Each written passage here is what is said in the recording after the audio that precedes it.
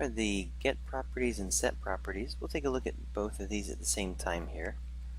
Alright, so when you think of get properties, this is going to be get the current camera properties and store them. The set properties is going to be get whatever you've stored and apply it back to the camera. So let's place one on each side of the scene right here. We'll put one here and one here.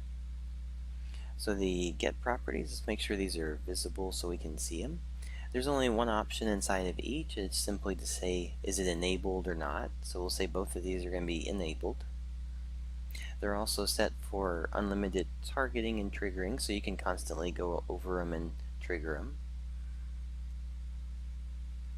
Okay, so once you have these, what we can do is we can do an example here. We'll grab our follow camera and let's place the follow camera up in this up in the air so we'll have to jump up to trigger it. And we're just going to use default values here.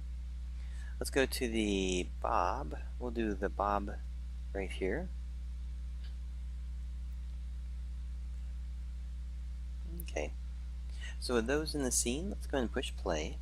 So on the left hand side, we're going to get the properties and set the properties. So currently there are no properties set. So if I was to actually go over and do get, I'm going to get my camera properties of value, which is basically no movement to the camera. Now if we do follow, now follow sets up the basic follow system.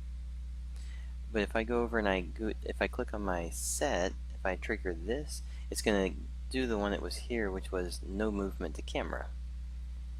Okay, if I do the bob, so now we're bobbing, and then I go over here. Now there's no movement to the camera, but I do the get properties, and then I do the follow.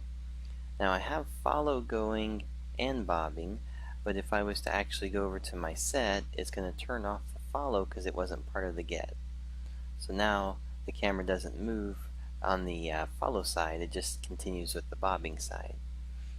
Okay, it's a very basic setup, but what it does is allow you you might have 3 or 4 behaviors assigned to your camera, and you want to just quickly save them, do something random with the camera, and then go back to the previous one without having to grab all those cameras and set all those things up.